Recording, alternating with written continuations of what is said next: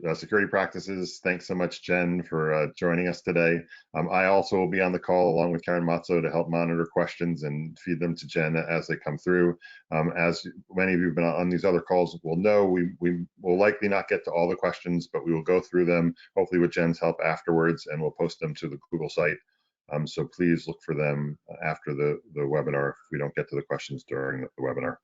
I also want to give a quick thanks, a shout out to Caitlin Davis and the folks at the Department of Education who are sponsoring all these workshops, all these virtual webinars. And so thanks so much to the NHDOE for their efforts to support this as well as everything else that they're doing. Thanks to all of you for your dedication to your students. I mean, it is just tremendous what New Hampshire is doing. I mean, far beyond what it seems like so many other states in the country are doing.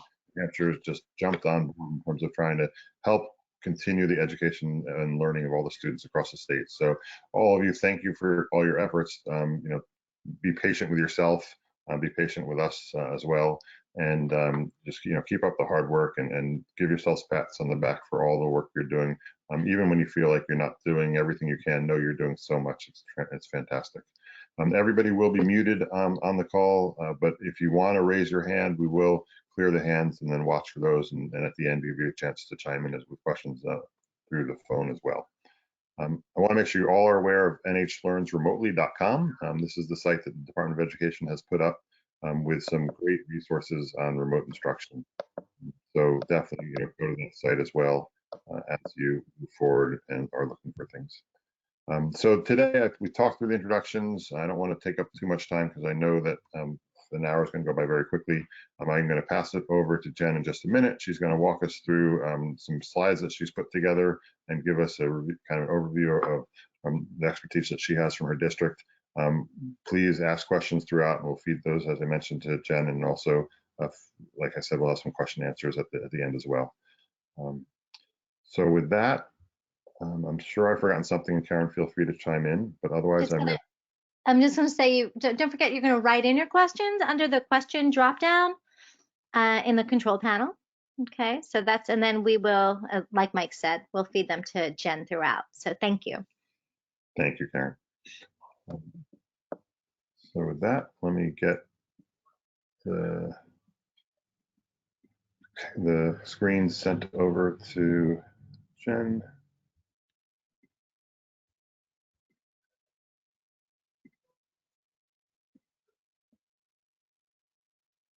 Okay, got it. Okay, can you see my screen and my cursor moving? I can see your screen, yes. Okay, perfect. Okay, I'm actually, so if you are going to be watching the questions for me, I'm going to actually move this out of the way. So I have a lot of things to share with them today. So I really appreciate Mike and Karen, if you can watch those questions, that would be a huge help. Thank you so much, and thank you for having me. Thank you, Jen. Okay, so I'm going to move this out of the way so we can go ahead and start. So my name is Jennifer Lowton. I'm the IT director in Farmington, SAU 61 in New Hampshire. And I was just sharing the story that we actually went remote a little faster than the other districts. We had a case where there was a possible positive case in our district. It turned out, thankfully, not to be. However, because of that, we had to go remote before the commissioner gave the advisory to the other districts. And at the time, this is before the commissioner had come out, we had that situation and we had to put a plan in place. My superintendent came to myself and the other district admin, and we had to put a plan quickly in place. We realized we had to put this plan in place. And we were a district who wasn't one-to-one and hadn't done blizzard bags. And we realized that we were going to have to very quickly, not in a matter of planned out months or years, but in days, put together how to make our district go as a completely remote campus that had never even had a blizzard bag program and didn't have one-to-one. If you want to follow along my slides, I know they're included. However, I also have the short link for you right here, which is bit.ly/J Lowton G meetings. That way you can also keep a copy of the slides for yourself. I have in here a lot of useful links, videos, and so forth. So the admin team, we had to get together, and what we did is we actually borrowed a resource from the IT director in Pinkerton, Patrick O'Reilly. It was this really awesome template for creating a flexible learning plan, and we put everything in there. We created what will be attendance, what will be, how will we have instructional hours online, what will count for instructional hours, everything. We also put together a nurses hotline, a technology, just like so many of you have already done, tech support, nursing support. But then we realized we also needed to put together a list of tools that we would be able to support, not just for staff anymore, not just for students, but also for the families. And what we did is we used the following considerations when deciding what these tools would be that we would use to make the campus go remote in just a matter of days. And we had one professional development day to suddenly get staff together and make them feel equipped with these tools. So the considerations that we used, we looked at, okay, these tools that we're going to use, do they back up the message of what we're trying to do as a district? And we are a Google district. We use, G Suite for Education, all preschool and up all have Google Gmail accounts, Google Drive, and so forth. But these are the considerations we used. One, whatever these tools are we going to have to suddenly create mass amounts of student and staff accounts and quickly, within days, have all the students and staff be able to log into these new accounts? For instance, if we'd done Zoom or even GoToMeeting or another one, we'd have to create all these accounts and we'd have to train them. And how steep of a learning curve is this going to be? Not just for the staff, but for the students, and especially thinking of the families. And I look in the GoToMeeting, which I think is so cool when I look at all these really sophisticated tools that you have. And when you can GoToMeeting, you can do all types of amazing things. You can do polls and questions, and you can draw on the screen. There's so much you can do here. However, I had to think to myself, how steep of a learning curve is this going to be for my staff and for the families that I now was going to have to support as well?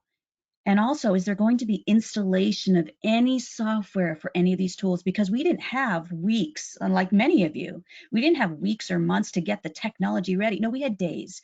And so it had to be something that would be very simple for no matter what device they're on, whether they're on a Windows computer that we gave them or their own in their home, a Chromebook, a MacBook, an iPad, iPhone, or an Android. It needs to work across all of those. And really, it needs to be as simple sometimes as a link and a pin to get in, or a link and the current accounts they're already used to using. And this is something that the district can manage and monitor. I'll be honest, with Zoom, I would be flying blind. And we did look at using Zoom, and Zoom was an additional tool, a backup tool. But I would have no way of knowing at the time if students went off and made counts on their own and had, and connected with their peers. I would have no mind, and we had to really keep those considerations in mind. And as we looked at all of those things, there's one more tool that consideration that we really had to think about. Oh, there's the cost factor, and that's always a consideration. But the one that we had to think about was, does this meet the New Hampshire minimum standards for privacy and security of student employee data? And there is a House bill in New Hampshire, if you're not familiar with it, which many of you are watching, I'm sure, House Bill 1612. It requires all districts, and I'm not going to read it because it's a very lengthy bill, whether you go to the NEON site or you go to the Department of Ed and you go to data governance and scroll down, you can see that the House bill, there's a copy of it. And what it requires all districts to do is we have to look over every single online digital tool that staff and students use, that either they make an account for, they connect their Google or 365 account to, they upload student work to, they input work to, they create accounts and put things into. If they do any of those things, then we have to vet their privacy policies and their terms of use. And if you've ever read one, it's a lot of reading, it's a long time, but we have to do that for every digital tool. So a lot of districts went in together in a consortium, and we used something called a data privacy agreement, a DPA. So basically, in my district, if we don't have a DPA, it's a tool we can't use. And that was one of the other considerations we had to have, is as we're looking at these tools, is this a tool that we already have a DPA for, or how long it will be to get one? So these are all the considerations that we put together before we came together on the core tools that we were going to use. And that's really, to begin with, how Google Meet started out. We said, if we're telling them to use Google Classroom and Google Drive, then we need to be consistent in our message and use Google Meeting. And I'm going to show you in a second how I have, from the IT side, the ability to monitor and manage a lot of things with Google Meet. Not everything, but a lot of these settings. Google has responded and been adding settings. Sometimes daily, I'm seeing changes and things added on that we're requesting. We do have Zoom as a backup, and we used it very sparingly for just admin meetings and so forth, but there have been privacy concerns, and so as a backup, that's been fine. But with the privacy concerns, we've been sticking with Google Meeting. The other one, of course, would be Google Classroom. And I did have questions, why did you also go with ClassDojo? That happened to be something that already was in place. They already had accounts, they were already using it. But other than that, we tried to stick with tools that were already connected with our students, with our staff. They didn't have to create additional accounts and so forth. So with keeping in mind the privacy policies and so forth, we knew that Google Meet was part of the G Suite core products. G Suite for Education, a lot of you use it out there, you're very familiar with it. Those are the core products that our students were using, and we already had, where we had vetted their privacy policies. And if you've ever looked at Google's privacy policies, they adhere to very rigorous standards on their privacy policies. So we knew that this was a tool that we could go with just out of the gate, and we had literally a day to get staff ready and then get them on their way and then get device, and the students were already gone. That we had already closed before the other districts did. So our students were already gone, and we had to get devices out to them. So we had to make this work. And so we started out by saying, okay, let's stick with the core G Suite tools. Now, I get the whole Hangout versus Meet thing. It has been the plan of Google for transitioning out what was called classic Google Hangouts and going to Hangouts chat, and then turning the old video you did in a Google Hangout video into Google Meets, which is a lot more sophisticated with meeting tools, webinar tools. But right now, for a lot of us, they are two separate tools as far as settings go and how they're used. And yes, I know they're transitioning together, and eventually it should be that Google Meet is basically the Hangouts video option, and new Hangouts chat is the chat feature. But they have very different settings, especially from the IT and school leader side to be aware of, and also from the classroom use side. And the best way to think about it is, I think about Hangouts as in the name. It's kind of hanging out and chatting. It's having like a constant discussion board where I can go back to the chat and I can start up the conversation all over again. And it's a safe way to chat with students and staff, so that you're doing it in a way that is actually archived within the communications of our school district. Because in school districts that use G Suite, we have something called, within that same core suite, it's called Google Vault. And all it does is it archives and keeps the history of any conversation. So if we have those things that happen, inquiries, investigations, all those things that we like to not think about, we have these communications safely archived in there. So Hangouts is where you can go back and have that chat, that ongoing conversation. And yes, there is where you have video and picture, but it doesn't have the controls or the sophistication of having a classroom, a meeting, a webinar. It's more, I'd say, for hanging out, and that's just a good, safe way to think about it right now. Where Google Meet, has controls in it. It has host controls, has settings to be applied. So it's a little more sophisticated of a webinar tool rather than just for hanging out and having a discussion that's ongoing. Okay, so for the, I'm going to start out. Yep. So let me ask, Yes, share go a ahead. couple of, let me share a couple of questions that were asked, and feel free to say you're going to hit these later and we can, hold off on them. But there was a question, is there a way to share the screen during a meeting but still maintain visual with your students? Or do you need to have two devices to do that? Does that make sense? Yeah, I'm actually going to show that. That's one of my tips and tricks. I'll show you. That's one of my hacks that I do. I call it a hack. It's just a simple tip or trick, but I'm going to show that. Okay, and then another person asked, I was told only 10 students can meet in Google Meets at a time. Is there any? Oh no. In fact, when you see, I'm going to start one in a second, and you're going to see it's a lot bigger. It's a huge number. Think up in hundreds. Okay. No, it's a lot bigger than 10. Yeah. And they're thinking of the old classic Hangout where you could just hang out in the vid. That's Hangouts. And that's why it's important to think of these as two different tools, Hangouts chat versus Google Meet. Google Meet, you can have, I think it's 250, which you'll see. But the old Hangout, and I think of it as hanging out, that used to be 10 at one time. This is very different. Go ahead. No, thanks. Let's see. Is it possible to make a Google Meet link expire? Okay, let me get to that later. Okay, why don't you keep going then, and I will, that's a great, just break for a minute, but then we'll ask some more if you don't hit them later.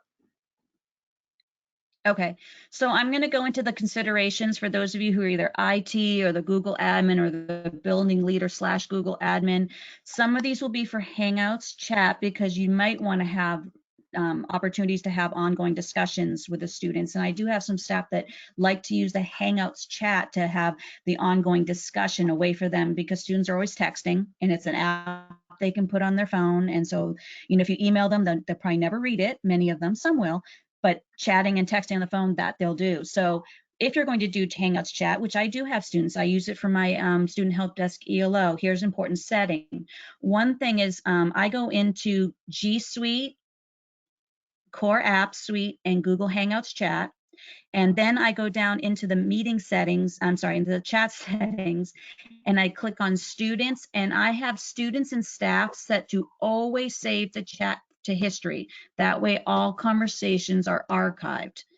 The other things I also do is I turn off these additional features, which yes, I've played with them and they're fun, but for students, it's just not because of those privacy policies that we have to vet. I can't do that this time.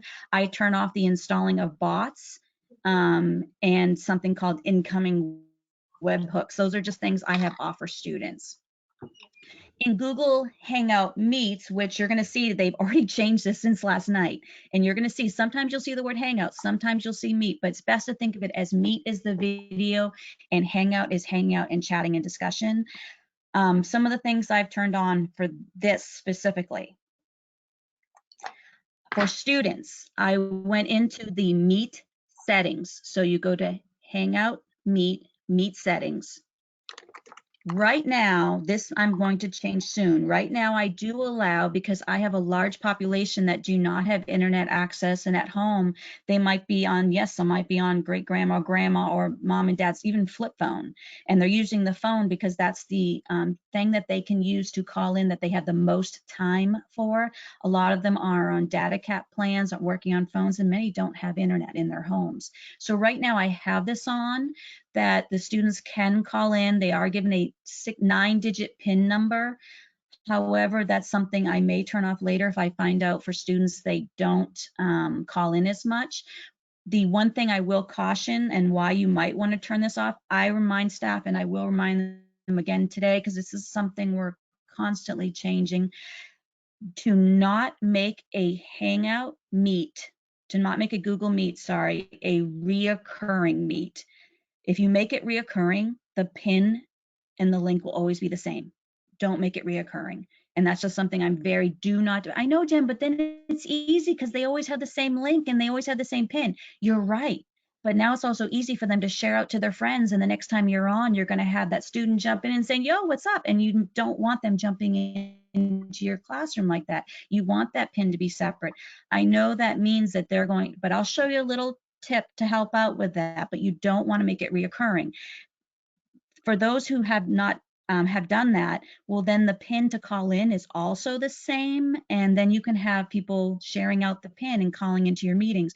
You want that to always be a different PIN. So right now I have it on for those students to support them because we're still trying to get devices out to them, but later that's something I may turn off. This is just sending diagnostic data. That's fine to leave on. And again, this is just to my student OU, not to my staff, so my student org unit. I have turned off that students cannot record the meeting. Only staff can. I have turned off where students cannot start something called live streaming of a meeting, which I'll show you how to do in a little bit. Staff can. One feature I'm going to change, and I actually can see if we're still in there. If it's logged me out, I'll have to go back and log back in, is, it looks like it is, so I'll just log back in just a second here. But I'll tell you what it is while I'm waiting to, oh, nope, there it is. Something called the default video quality. You can have that set. Let's see if I can get it to come back again for students. You can have the default video quality set. Come on. So that if you know, like I know in my community, there's a lot of limited bandwidth. Some have internet, but they have internet caps. So what you can do, and also if you have concerns about students starting with their cameras on, my daughter, every day when she gets on, she has that camera off instantly. You can set it by default to have the camera off. Yes, they can still turn it on, but it starts by default off. So it reduces the amount of bandwidth that it's pulling. So you can have it set to default for audio. So that is an option you have. I had that off by default, but I'm turning that on now. This one right here I have off. It's for interoperability with other type of meeting tools. I can't even think of Pixin. I'm not even sure which one it is. We don't even have that, so I just have that off. But the important one, the very important one that I had off from the beginning was the bottom one, which is video calling off for students to start the video call. I have that off. Students cannot start the video voice call. Only staff can. They can join one and they're joining away, but they cannot start one. And that's important. So that was a control I had with meeting that I didn't have with Zoom. The next thing that I had was for my IT group. There's a tool, and I'm going to show you the link to it because I have it on a blank page. It's called the Meet Quality Tool. This is the link right here, meet.google.com/tools/quality/admin. And I'm going to copy it so that I can put it into the chat area for everyone. But what it does is it allows us to see any meetings that are ongoing. And if they are ongoing, what we do is we check into them. It will show me the code. It will show me who is in there. And what we check is to make sure that we're not sitting with a meeting. Now, Google Meeting has gotten more sophisticated and added some additional features that I will tell you about. When we first started using, because we went early, these options weren't on yet. So at the time we were starting them and sharing them out via the link code. And what we found is if you did it that way, you couldn't really end the meeting. So I'm going to show you a better way to do that. But what we did instead, we knew that we could at any time, as any of the Google admins and my superintendent, we can go and see if there's any meeting that's still ongoing. We can make sure that there's a staff member in that meeting, because what we decide is our district is an unattended online meeting, whether it's Zoom or Google Meeting, is like an unmonitored classroom. And so we just make sure that any of these meetings going on, that there's a staff member present. And I have one of my IT staff, he checks regularly and he goes if there's any, which he really hasn't found. I think we found one time and the teacher jumped on. But if there are any, he can go in, he can say, hey, there's not a teacher here, you need to leave, and he can remove them from that meeting. So we are able to monitor any meetings. What also we're able to do is support, because I'll get Jen, we're having this meeting and I'm having trouble with, okay, what is the code? I don't remember how to find the code. It's okay. I can come here, and if the meeting is still ongoing, I can actually join their meeting and I can help and support them. So that's one thing I couldn't do with Zoom either. Jen, I don't know how to find the code and we're having trouble. The sound isn't coming from this video and we're trying to show this video and it's just not working. And well, I couldn't help them unless they could find the code. We're here, I can jump in, I can help them. We're also able to see some things about, is there any network congestion happening at the time when this meeting is going on? Who is in the meeting? What type of device are they using? So this provided us with a lot of information. It let us know the code. If the meeting is ongoing, that's where we can actually join into the meeting and support them. It will show any phone numbers that dialed in, but it does hash them. It only shows the last couple digits. That's something I haven't looked yet to see if in Google Vault, if it shows the full. So if that's a question I don't know yet, but I will find out for you. We can see anyone who's in the meeting. We can also see what time they joined in, and we can see what type of device that they're on. So that helps a lot from the IT perspective or the admin's perspective, because when you get I can't find the button, well, it's very important to know what type of device they're on when they're trying to find what button they're looking for. And so this has been a big help for us supporting, because now I'm supporting staff and students and their families, and this helps out a lot. So we can find out who the organizer of the meeting is. Why? Because if I get, Jen, I've started a meeting and I'm having trouble, I can quickly hit add filter, type that person's name in, go find their meeting, and I can help them out. And if they want me to join, I join. I can also look for if there's any network congestion happening, and I can also download information about the meetings if we need to for any kind of investigation, litigation, or any other reason I can't think of. And again, you can also see what type of device those different people are on as well. One additional thing is if you're someone who's bought a Hangout Meet device for meetings, you can do a lot more management. I don't have one of those in my district. I was in a district once we were looking at it. So it has additional tools, and that's what you see when I go to the link here. Ours is kind of lonely. We don't have one of those, but that there's additional management for Hangout Meet devices as well. So those are considerations from the IT side. Some things I'm going to show that I have links on the end of my slides, and because I know there's going to be some questions coming up. One is I have on the end of my slides for the, if anyone in here is that IT admin or anything like that, I have a link to very, very helpful resources on preparing your network. That's how I knew about setting the default for having people with audio instead of camera for the students. So this is just a really, really helpful resource for getting your IT or your department ready for deploying this from the management side. And then this is the other link that I found to be very helpful, Hangout Meet Training and Help. This is also on the last slide of my slides. It has videos, my Meet cheat sheet. It has a ton of really, really good resources. And this is one of my other go-to tools when we are first starting out and going, okay, we need to get this up and running. We need to get everyone going. So it has, you know, G Suite tips and so forth. So that's another really, really helpful tool before we move on to the next one. Okay, so the next thing I had to put together was tools for my staff. We had to get the staff trained on, you know, what will be the way that to make this work for them, because they're going to be in their homes and I have to make sure they're supported. I have to make sure the parents and students are supported. So what we started doing is putting together best practices and how-to documents for staff. We created a website for staff, that's an internal Google site, and websites for family, so that a family member trying to get on a meeting can come right here and, oh, here's how to join a Google Meet via computer Chromebook. Okay, here's how to join a class meeting. Here's tips to do so from the mobile device. So we started creating those resources. Let's see.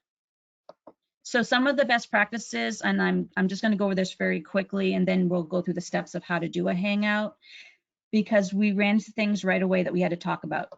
Do not, I know it's so enticing for parents to want to use their accounts, especially with the little guys, the preschoolers and the kindergarten and so forth, but please do not use parents' personal accounts, because not only should we really want to keep parents' personal accounts out of class communications for privacy reasons, we can't manage the settings if it's not under the student's account. And your host might even lose some of their host controls because it's not being used with a student account. So that's just one thing I'll start with. But another little tip as we go in is when we realize to start a meeting. I'm going to show you a couple ways to do it. But the way that is the best practice to do it is to just go to the link, meet.google.com. Not to go to calendar. I'll show you some of those advanced things, but to keep it simple, but also to make sure you have the most host controls as a classroom teacher. Go to meet.google.com and you're going to give it something called a nickname, and I'll show you how. Keep that, you can keep that nickname consistent, but you want it to be different for each one. So for instance, Loudon ELA 4-6-20 P1 for period 1. It might be P2 for period 2, P3 for period 3. Notice I didn't put any spaces, and really I probably should keep it all lowercase in my example there. Keep it as simple as possible because you want them to use that to get into their meeting instead of using the link, and I'll show you what I mean. And then the next day you could change the date, but try to keep it consistent if possible, and I'll show you why in just a second. Then you're going to have the students copy that nickname and not the code to share with students. Because if you give them the code, it's almost like they're a co-presenter. Where if you give them the nickname, they will not have some of the same controls that you will have as the host. So it's very important if you want to have more of the host controls. It depends on the group you're working with. If you're just doing a quick tutoring session and you're just talking back and forth, then giving them the link code, I'll show you this what I'm talking about in a second, might be fine. But if you have a big class, this is very helpful to use the nickname. It just gives you some controls they won't have. The other thing was I had to remind people that, especially with families, that the students, when they log in, they have to put not just their username, but their school domain. That's how Google knows which school you're logging into. And just little tips like remember to watch for zeros or instead of capital O's and the letter L instead of number 1 and so forth. The other one was not to schedule meetings via calendar if you do want to have all of those host controls. And I'll show you what this means in just a second. And if you have any parents that say, listen, I'm trying to use an app version and it says I only can join a meeting and it won't let me start one. I keep trying to test and do one, but it won't let me. Something's wrong. No, nothing's wrong. We turned off the ability for students to start their own. So I let parents know, and that's one of the tips I have on the parent document I'll share, is students cannot start their own meeting. So if a parent's trying to test to see if it works, it won't. They can only join a meeting when they're given the nickname from their teacher. The other tip that we say so that you can end a meeting, and I'll show what this means in a second, is if you've given them a nickname, remove each of them by hand. Most of them will hang up, but remove the rest of them by hand, the lingerers, and then stop presenting your screen first, because I'll show you why. When you present, it looks like there's 2 of you in there. Stop presenting, so there's just 1 of you, and then hang up, and that will end the meeting. And then we made some very important resources for staff and for parents. So right here, this is the example of the parent training document, which I'm going to go through these steps, but I just wanted to show you them. And these are all linked at the end of my slides. So for students, we explained very, very clearly, students cannot start their own video calls. They cannot schedule one in calendar. So I had so many parents saying, I'm trying to schedule one in calendar. You can't, because students can't. They can only join a meeting started by their teacher, and we suggest that they only join via the nickname the teacher assigns.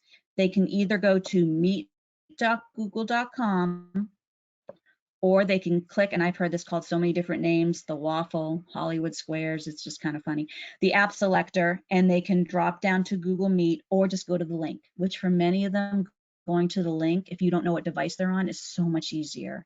That way you're always giving the same directions. And when they get to the Meet landing page, the students only have the option to join. They cannot create a meeting. So that's why I had a lot of parents thinking, oh, there's something wrong. No, it's not wrong.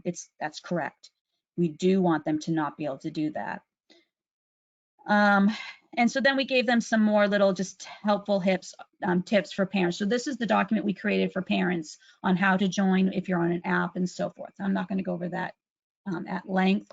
And then we also created one for staff as well, just to be very clear in our message on our directions. And I made these all Google Docs because Meet is adding features as we go, and I have to be able to jump on and change, but not have to send out a new link to staff. So these are the directions we sent to staff, very similar, that you go to meet.google.com, or you can go to the app selector. That's very much the same, but this is where it changes. I let them know, do not send students the Meet information that comes up. I'll show you this in a second, or click the add people, because that kind of creates co-presenters. Basically, you will lose some of your controls as a host if you share it this way. Instead, you're going to give them the nickname. So I'm going to show you how to do that now. And then below that, I have the student directions. So those are some of the resources that we shared. And so let me show you now how this works. Now, I made slides of this only because I wasn't sure about doing a Google meeting inside of a GoToWebinar, but I tested it and it worked fine earlier. So we're going to go ahead and do that right now. But basically, all you do is you go to meet.google.com and then make sure you sign in with your school district account. So I'm going to do that right now. So for school districts, when you sign in, if you've scheduled a meeting, which I've done right here, and I'm going to show what this is in a second, you'll have whatever you scheduled sitting here. But I'm going to just join and start a meeting. For students, it's only join. For staff, it's also start. And I'm going to give it a nickname. So some of you are probably going to join it with me, which is absolutely fine. Hey, Jen, I think we're just seeing your slides starting and joining a Google Meet. Is that what you want, or should we be seeing? No, do I need to share my screen again?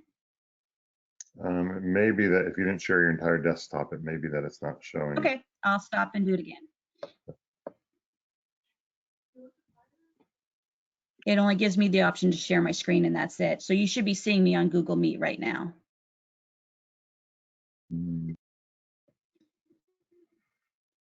Okay, let's see if it gives me change. Nope, nope, yep. Let me It just gives me to share my screen. let me try to take control and give it back to you. It makes a difference. Okay.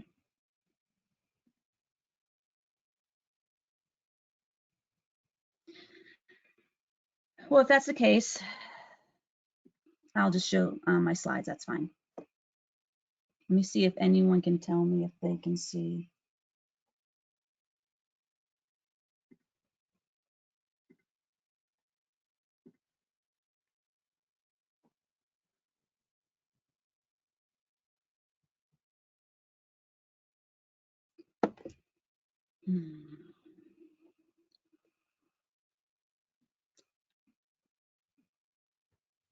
Okay, let me make you the presenter now. Hold on, let me make you the presenter, and then you have to take, okay, there we go.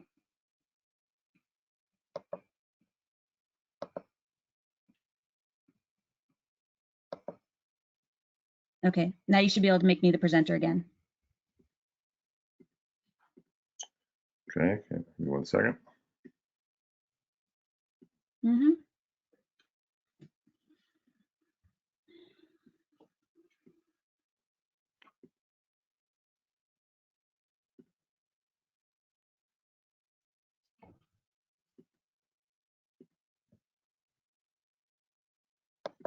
Okay, you should be getting a message right now to share your screen.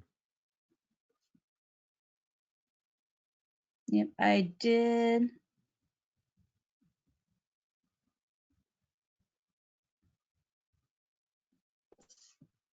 I'll stop and start again. Stop and start. It says it's showing the screen. Do you see meet.google.com? I don't, but let's see if it's on my side. Hold on 1 second.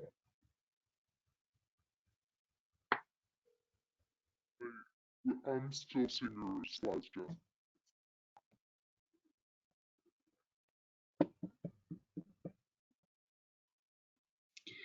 Okay, I can go back to my slides. Let me see. Jacqueline, do you see my slides? If I go back to my slides? Hold on, Jen. Yep. Sorry, everybody, for this brief technical delay. Give us just a minute here. I'm going to make it work.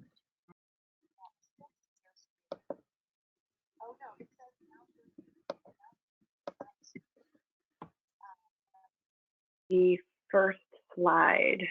You're on, you're live. Oh, okay. Just mute yourself.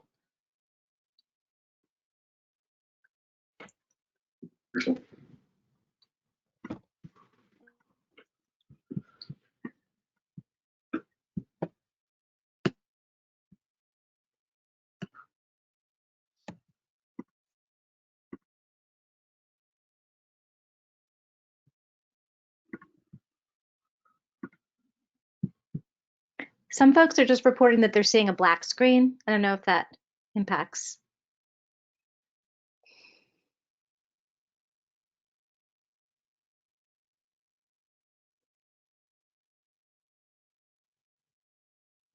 Well, I'll stop it again. I see everything, so I'm not sure. I'll stop.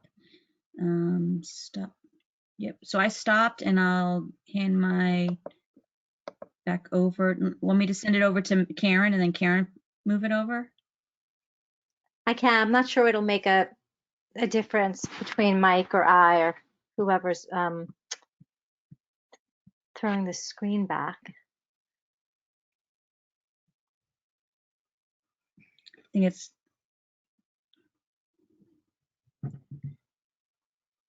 Okay. I'm going to give it to you, Karen, and just see what happens. Sure. But I'm not having any latency right now, so.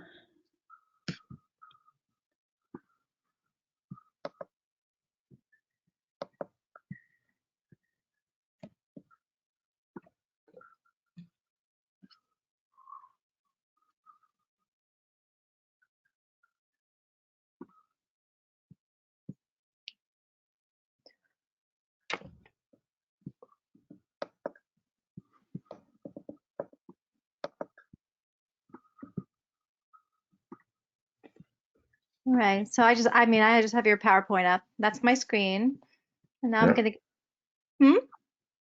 No, go ahead and give Jennifer control back. to give it Jen back. So Jennifer, wait till you get a message. You should get a message that says, will you share your screen? Okay. Okay, you should be getting a message.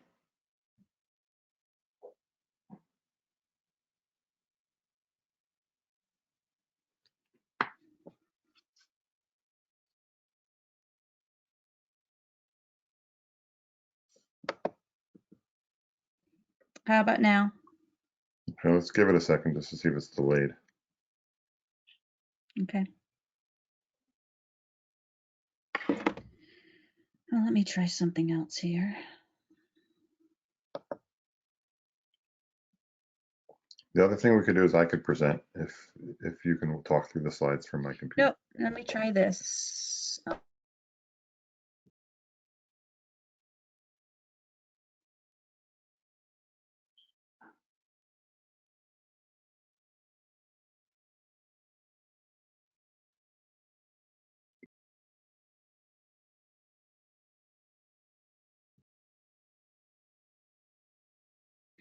And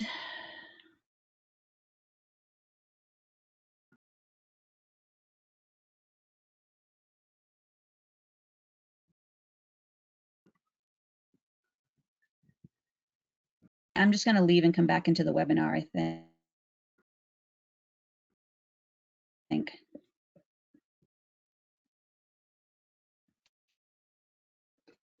And Jennifer, do you want me to pull up the slides or do you want to try to go live? Oh, wait, I might have. I think I'm back in again. Okay, now send it to me because I'm now getting messages. Now send me over the control. Okay, give me one I just sent second. it back to you. Yep, give me one Mhm. second. Don't anyone else do anything, Karen or I'm not Jennifer? doing anything. Okay. Okay, you should be getting another All message. right, that looks much better.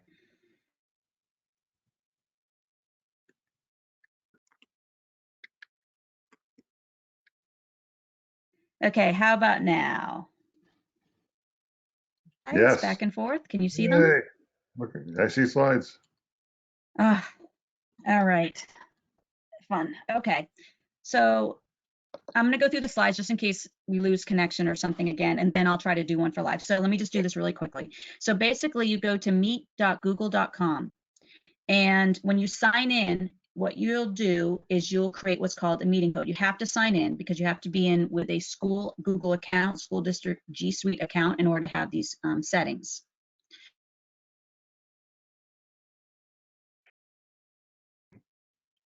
So you'll click join or start a meeting. And for students, when you do it, you can put something called a nickname. And keep your nickname pretty simple. Okay, I'm hoping you still do.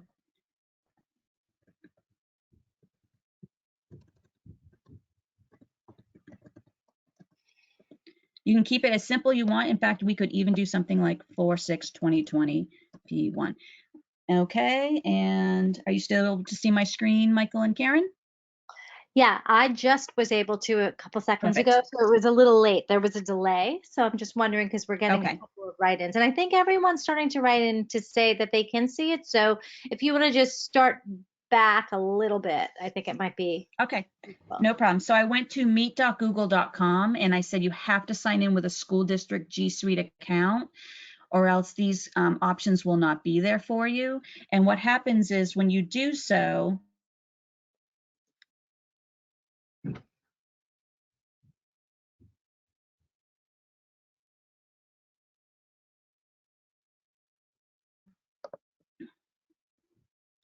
that you join a meeting. You will instead get to join or start a meeting. So I'm going to go ahead and put in this code and we'll see who joins in. So basically this right here becomes a nickname. This is different than the link. This is a nickname. You can keep it as simple as you want, but you want something that you can be consistent on so that, for instance, tomorrow I could just change this to a 7. If I have multiple periods, I could just change this to the period I want to be, so it's consistent. And you want to be simple for students to be able to copy and paste in. If you put in capitals or spaces, you're going to make it so that the students will type it in incorrectly or not copy and paste it. But if you do it simple, they can copy and paste, and this will give you more meeting controls. I'm going to hit continue.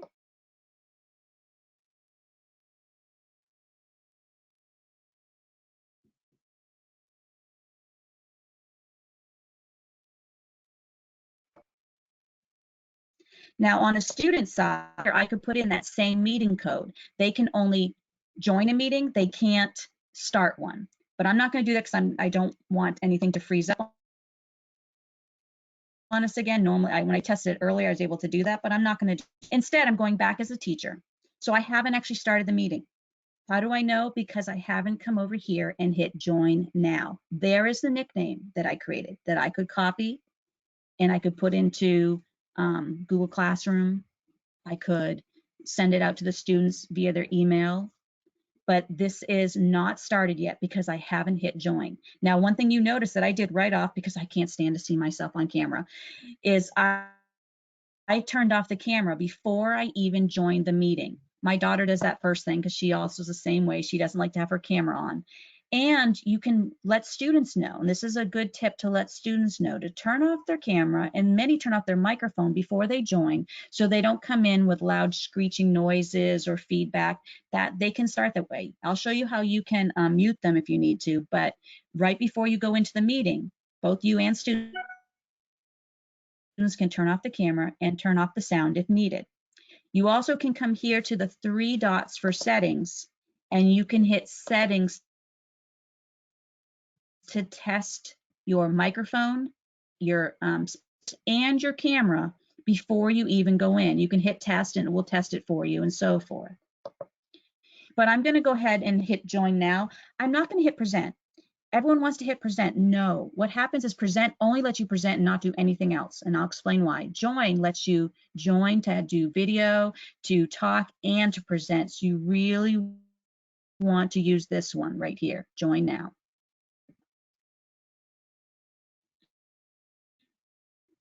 So this is where I mentioned a little while ago that before we used to have the staff grab this information to give out to students, and we used to have them come down here to add students before we realized that if you do it that way, you won't be able to end the meeting. The kids can just keep staying in there and going in there. However, what I do is my IT staff, we monitor meetings and we tell students to leave. Instead, you need to give them this code right here. This is your nickname. And the nickname can only be used within your district, so you won't have external private accounts jumping in, which is not what you want. So right here, this is the nickname that you would give to the students. If you add them here, they're going to have the same type of controls that you do. But this is the phone number. If you have that student that has to dial in, and I have them, and then there's the PIN that they could come in with.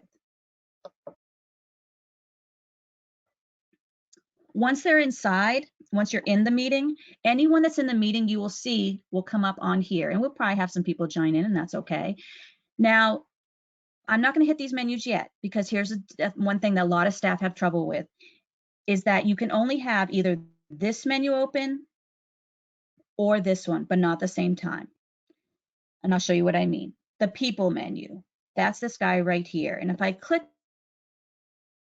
on the people menu, this will show everyone that's in here. And notice the other menu disappeared. You can't have them both open at the same time.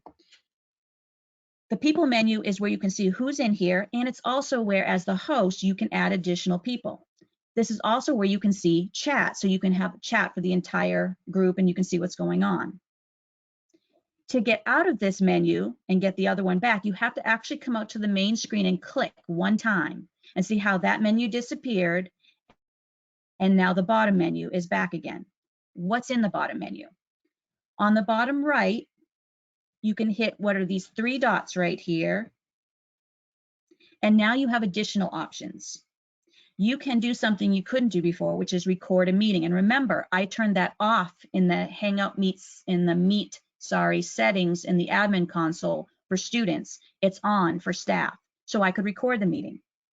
It will save it when I'm done to my Google Drive and send me an email link with both the video and all of the chat meeting minutes inside of the chat. You can also change your layout if you want to, because maybe you want to have so that it's tiled, or maybe you just want to spotlight one speaker. However you want. By default, it's set to auto. It chooses the best one.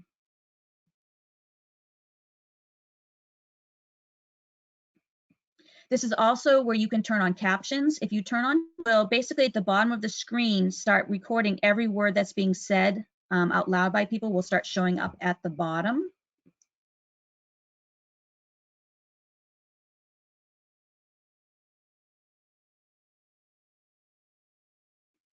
I'm going to turn that off for a second. I'll turn it back on a little bit. This is also where you could say, I want to use a phone for audio. Okay, fine. On the bottom left, this is where you get that meeting information again. Again, this is, so if you've forgotten it, this is what you want to give to your students. This is what you want to give to a co-teacher, co-presenter, and so forth. And underneath it, that's the information for someone calling in. Right here is where you can put in attachments. I'm going to show you where that would come in. That you want your group to have. Most don't do it this way because instead what they do is they share things out via Google Classroom and do Google Drive. So usually we don't do it that way, but it is an option, especially if you're doing it with your peers, and I'll show you that in a second. The next thing is presenting the screen, something I was trying to do just now in GoToWebinar that was fighting with me, and it happens. I can present from Google Meet as well. So what you do is you come down here to present now, and you choose either just a window or your entire screen. That's what I was trying to find over there. So you click on entire screen. You have to click on the picture that comes up. A lot of my staff, they just come down here and they're like, it's not doing anything. I'm like, you have to actually click on the image because you're saying, yes, I give permission to do this. And then you hit share.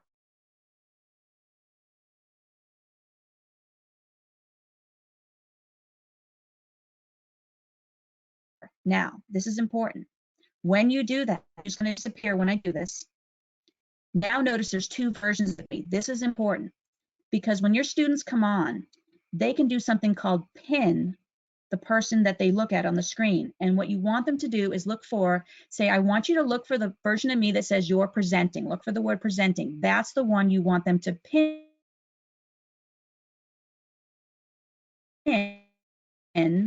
So they're looking at you and what you're presenting.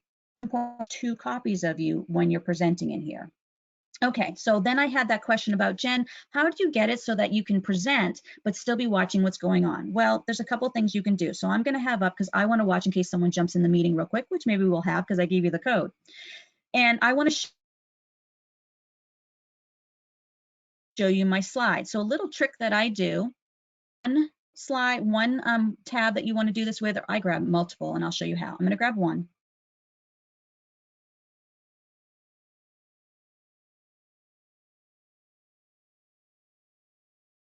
And I'm actually, what I'm going to do is I'm going to pull and I'm going to stretch it to the exact size. The reason I'm doing it like this is because some of you are working off of a Chromebook. In Windows, there's an easier way to do it that I'll show you, and on a Mac, there's another nice way to do it. But from a Chromebook, this is one of the many ways to do it. So I'm going to have up, here's my Google Meeting, and now I can pull back up my slides, And what's nice is now the group that's in my Google Meet, they can watch my slides, but I can also monitor and address anything over here. Same thing for the chat. Now, in a Windows PC,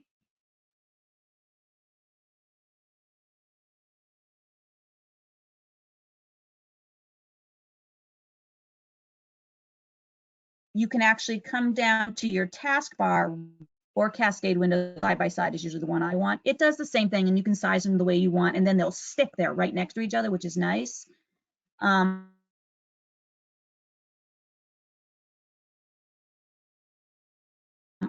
Or if you're on a Chromebook, if you can go to an extension, no, not that one, this one, you might have something called Tab Wizard, Tab Scissors, or Tab Cloud. And Tab Resize. I have 3 of them in my personal account, but your district may not allow those, and so that's why you don't always show those as the option. So if you can't do that, you have to show them.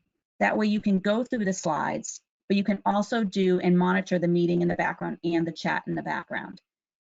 Okay, when you go into the meeting the very first time, one thing you should know is that it's going to ask you to allow your microphone and camera. Yes, allow. You can still turn your camera off. You have to allow it at least once. And if you're in Chrome, you can click this little lock right here.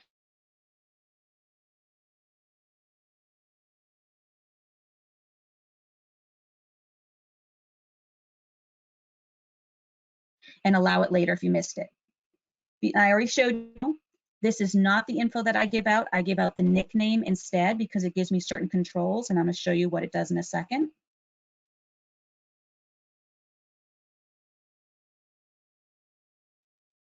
I've already shown you how to do the settings, so I'm going to jump ahead. You can start by hitting the 3 dots, you're recording, if you're recording, and stop your recording. And I'm going to show you one more additional feature that you didn't see there a second ago.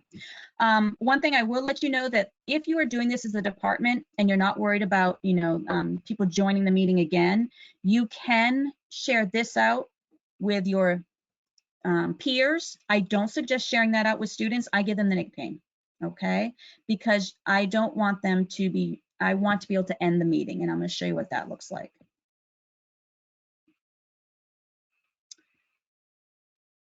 Okay, so here again, this is the people menu. And again, if you have the people menu open, you can't have the bottom menu open. And to close out of the people menu, you just tap onto your screen and then the bottom menu will appear.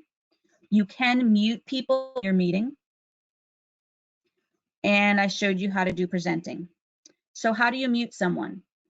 Well, if you have someone additional in here, so I'm gonna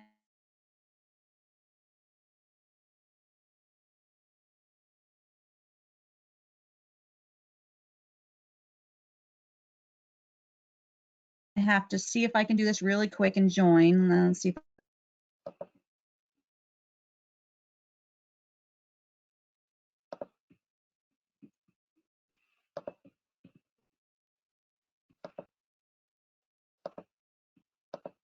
There we go.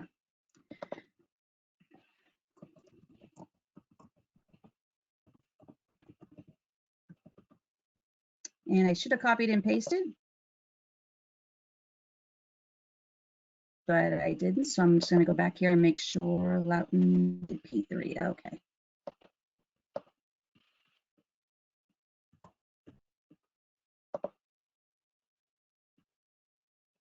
And I am using the wrong code. Make sure I can get it. Loudon G Meet 47 2020. That's why copying and pasting is the right way to do it.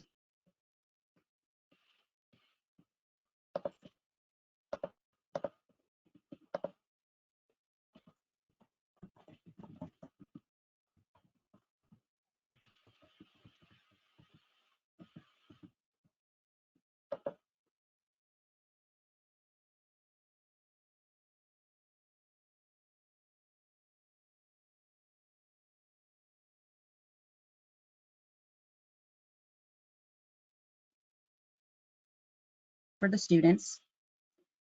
And what's going to happen in a second is it's going to show that my teacher is in the meeting. And once it does that, see, I can see that my teacher's in the meeting and I can hit join now, but I'm going to turn off my microphone. real quick. And I'm hoping this won't create feedback doing this. If it does, I'll just jump right out.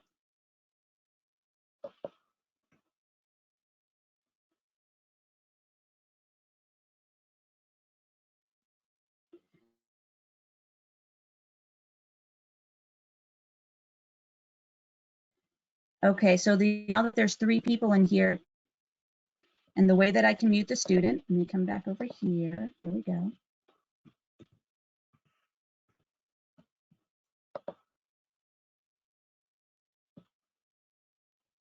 Is I can come down here and now see next to my student, there's a drop down arrow. I can click that drop down arrow, except that student's already muted, but if that student wasn't muted, this would be dark. It would not have a slash through it. And then I could tap and I could mute them if they were coming on and they were loud and there's feedback and dogs are barking and so forth. I could come in and I could mute that student. That student's already muted themselves, so that's perfect. But also the other things I can do with the students. You can pin if you want a student's presenting and you want them to be the one on the screen when you're doing the sessions and so forth. You can pin so that's who's on the screen. And when you're done, you can go back and pin yourself again. Is you can remove them. This button right here is what allows you to remove students. So when you're finishing your session, the best practice I suggest is say to students, thank you everyone, and a lot of them will get off, but you'll have some that won't, and you can actually come here and remove them by hand. Stop presenting. When you do that, you'll be down just to the one of you, and there's only one person in here, and now that you're done, now that you're in there, then you can hang up and that will end the meeting. Before I jump out of the meeting though, there is something up here I know some of you are going to ask about. This is called Grid View. Grid View is a helpful tool. I'm going to show you what this does in a second. This actually allows you, if you have a big group of students joining in, it will actually turn them into a grid where you can see them all on the screen. Some of the options that are in here is you can just show the ones who are sharing their video. So you don't see like P, J, Q, you can actually see video. You can highlight the speakers so that it'll put yellow around the person who's speaking and include yourself in the grid. I like that because sometimes it's easier for me to jump back to me when I need to. That's up to you. And to turn it off, you just simply tap it again. And I'll show you where I have that linked in the presentation. That one is one that in the CTO Council is the New Hampshire CTO Council is a group of IT directors and IT leaders across the state, and we do a lot of vetting things for privacy and safety concerns. And one of my peers in there, I think it was Lee Brenter, I can't remember, he went through all the code, and I actually downloaded the privacy policy on this one. And this is just cosmetic. It doesn't actually access any information. It is purely cosmetic. So that is one that is safe to use. I haven't turned this on for my students yet, only because Google Meeting is adding features in almost daily. And I'll show you what I mean about almost daily. And I just want to make sure I don't put anything in there that might break some of those host controls I just showed you. And once I'm sure of that, then I'll turn it on for students because it's the staff love using it and they've already asked for me to turn it on for students. But right now, I just want to make sure I don't throw anything in there that will break some of those host controls. Okay, so remember,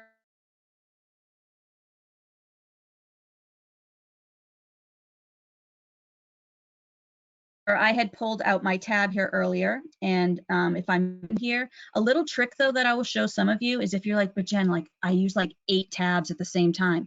That's fine. Watch this trick. I'm going to click on one tab so it's highlighted, and then I'm going to go and I'm going to hit Shift on the last tab I want to show people. Now see how you can pull all of those tabs out at the exact same time, minimize them all together at the same time, and size them how you want at the same time.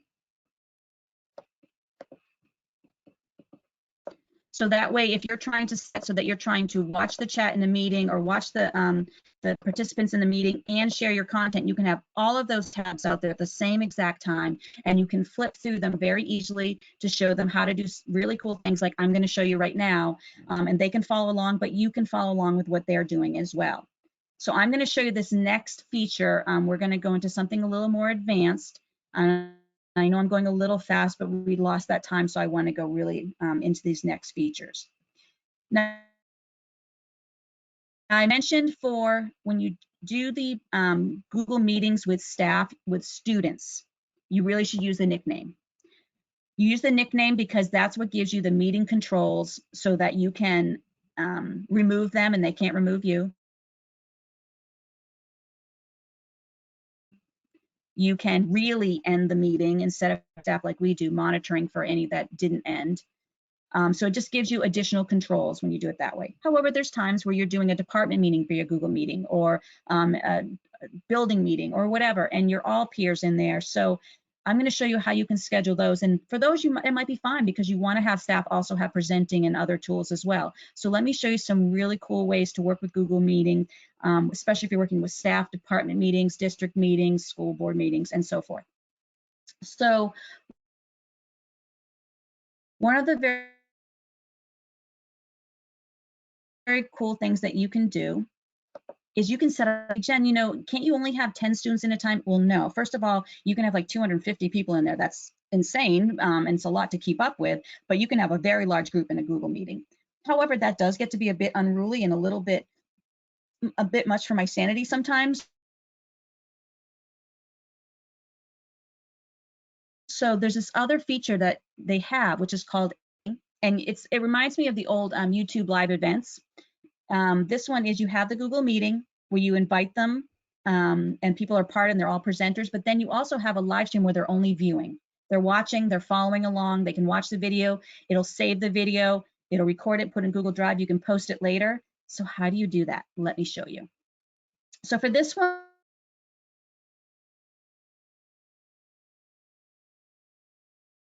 right here, I'm actually going to, so I'm going to hit end.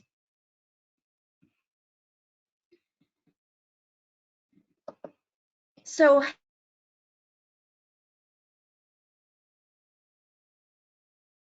okay, so you notice when I first got here, and I'm go through because I know we have a lot of questions, and so two things. One says how to use a Google, and the other one says live stream view only. How did I do this and what is it? Well, one thing that's very cool is you can create something called a live stream Google Meet, and you can schedule it right inside your Google Calendar. So for instance, you may want to schedule admin meetings with your admin team every Wednesday or every Monday or Monday and Wednesday. Well, one thing that you can do is, but some of them, they just want to follow along. It's too hard for them to come in. They just want to watch the video, or you're having a big all building meeting and there's 200 staff members. That's too many to be in. Some want to follow along and some want to participate because they're presenting. So what you can have is this thing right here that's called a live stream event. So how does this work? What happens is you go into the date that you want to have it on, and you click to start, you know, like a regular appointment and calendar. So to go to the full edit and create an event, and we're going to building staff meeting. It can't be all day because that's going to be a long meeting. I don't want to go. So let's make it a little bit shorter. So we're going to make it at 10 a.m. You can make it whatever time you want, 10 a.m. It's probably going to go a little longer than to 11. And, you know, add a description, FHS agenda attached. And you can add in links, you can attach files. This is where those file attachments for the Google Meeting that you saw earlier said, how do you attach? You do it through the calendar. That will attach anything you put here will show up in your Google Meeting. But you also can put in links.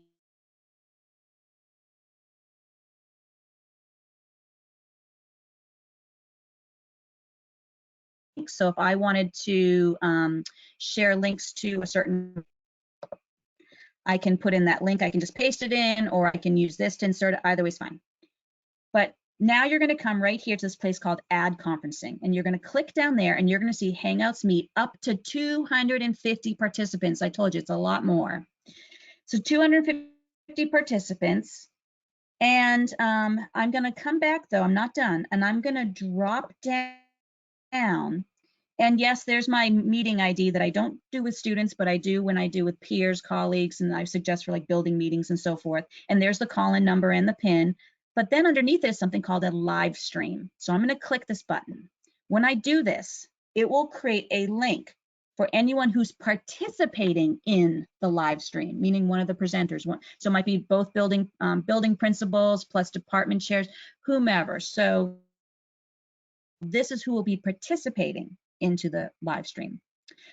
Okay, oh, and I can add guests directly. So maybe I will add my superintendent, or maybe I'll just add myself, whatever. So you can add people directly and so forth, just like with a regular appointment.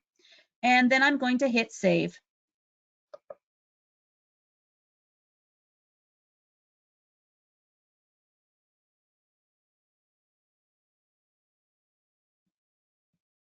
And you can send out the invites if you want. Do now, and this is really kind of tricky, and I missed it the first time, is you click on this.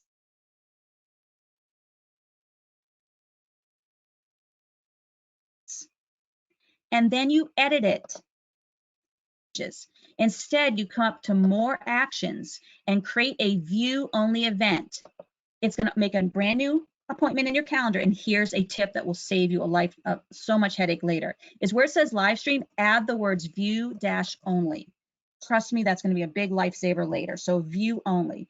Down here, it's grayed out, but no, you can still add. So say you didn't want the people watching to have the same materials, you could add different materials, you can change out, you can attach different documents, all that. And here, this is where you could add for, maybe I want to add my superintendent, for someone that you want to have watch, but not, or like maybe I'll add to student, whoever it is I want to watch, but not participate actually in it, but watch and follow along. And I'm going to hit save.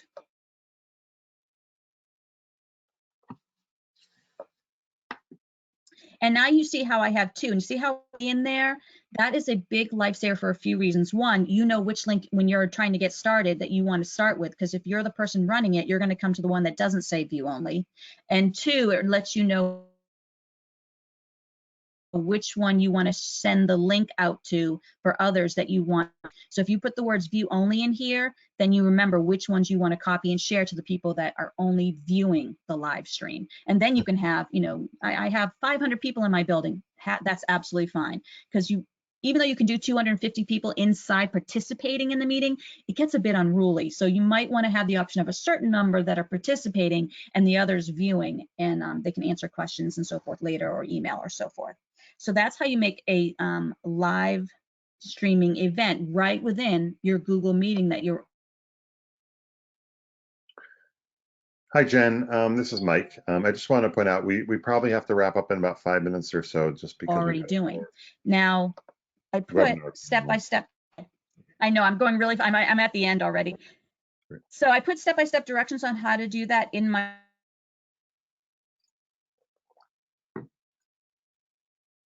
slides, exactly how to do that. And I'm going to jump ahead because I've already shown you, but what it's like for using the app version for staff, for students or staff. For students, they can only join. For staff, they can join, but they can create and they can share materials from a device, whether it's iOS,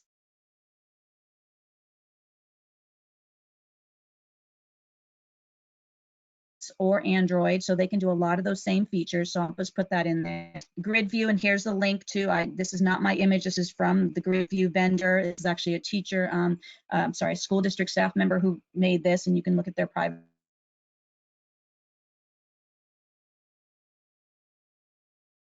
policy, and it's just been very, very helpful to work with.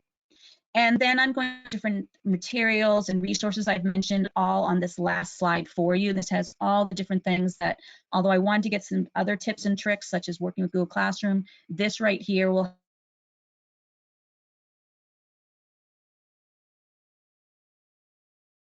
have a lot of those materials that you were looking for.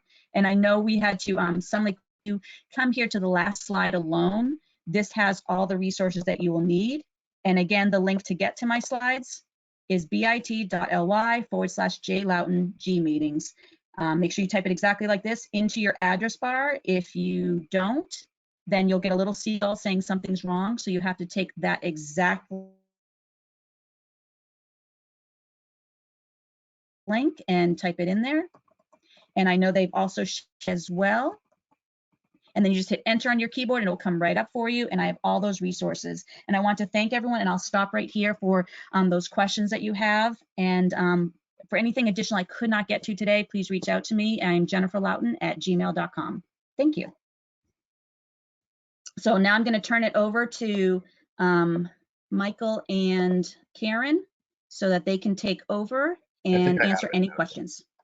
You got it? Perfect. Thank you. So, and Jen, so let me first start off by thanking you so much, Jen. There's so much rich information that you presented. I know clearly from watching some of this, that or watching just this brief hour, that there are, you know, I feel like decades of work that's behind all this that you have shared with folks, from all the tips and documents that you put together. So I know everybody's we had the first 7 questions were, what was the link to your PowerPoint? So we shared that with everybody. I know you share that with everybody. So I'm sure people are going to be downloading those links. Also, I want to quickly say that you have a whole fan club out there from Scenic. I guess you were there before. Oh, I miss them. Oh. They miss you too. They're sorry you're not there. But you had lots of comments from them. Let me just see if there's we only probably have a couple of minutes. And actually, the first thing, let me just do, I'm just going to race through some final slides, and then we'll see if we can't answer a couple of questions within maybe 2 or 3 minutes, and then we'll post answers afterwards. Do know, folks, that there are later today, actually at 3 o'clock, right after this, there's a community conversation for grades 3 through 5. So please join us for that. And then tomorrow there's one for 6 through 8, and on Thursday there's one for high school. All these links are available on Demonstrated Success website, so please go there to register if you haven't. And then you've got our contact information by now. Everybody knows how to reach us at Demonstrated Success. So if you don't, then too bad. No, I'm just kidding. I'm sure everybody can. Let me see if there's a couple of questions. Let me just point out also that Jacqueline put Jen's email address in the chat. So that's been shared with everybody as well. Thank you, Jen. Jacqueline okayed that with you, Jen. Oh, yeah, she knows it's okay. Thank you. And there is a question about when people watch the live stream, if there's a way for you to know who watched that. I'm sorry, say that again. If people watch the live stream, you know how at the end you put the live stream in the calendar. Can you know who watched it? Like, is there any? Oh, and I should add something to that, because that will be a concern. Right now, the live stream is set to only people within your district or a whitelisted district, because as they're putting out these features, they're trying to put them out, but they're also trying to put them out with privacy concerns in mind. Although I did say I have sent out feature requests to them. One was, it would be good if we had the option to make it external, but by default leave it internal, because there's a lot of reasons to have the live stream internal. The other one is, and I didn't get to show you, is then if you want this hack, I know how to do a hack to make embedded video work within a Gmeet. You'll have to contact me. We don't have enough time today because we ran out, and I so wanted to show you all that incredible already embedded hack, how to do that. Now within the Meet monitor, I'm going to see, because that was something that was added we're talking very recently. So that is something that I will check and see if you can still monitor that. But right now, just for privacy concerns, it is set to only internal watch the live stream.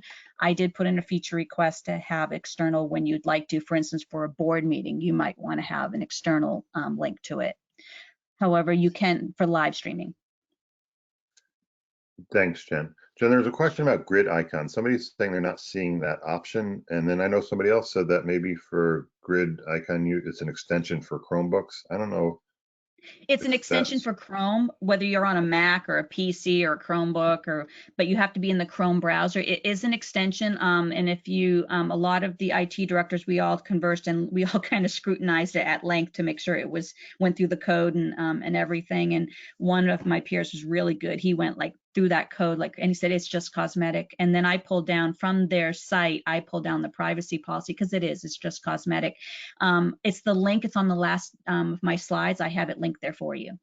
And I've approved it for my district. And I know it's approved for Governor Wentworth and a few other districts as well.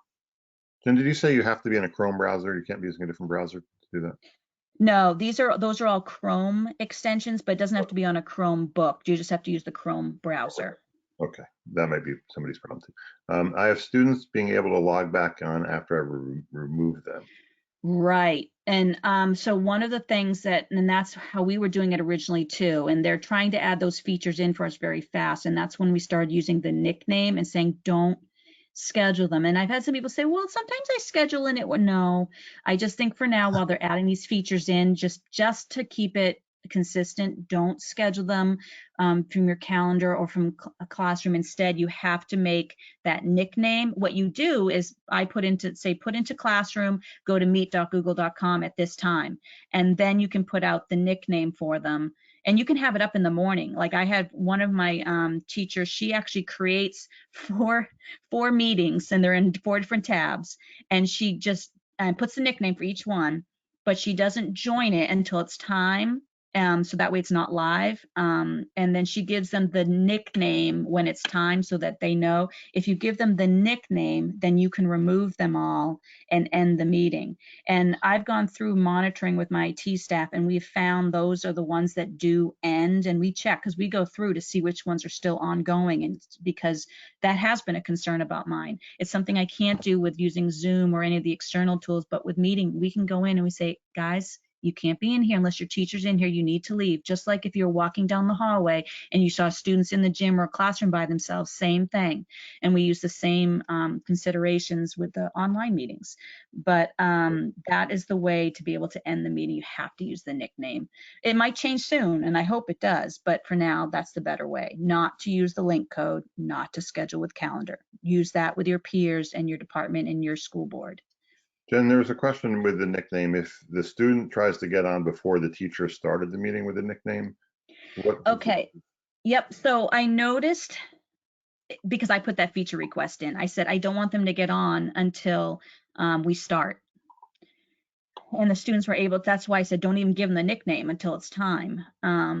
So I noticed the other day when I was doing the hack, I can't show you right now on how to do embedded sound.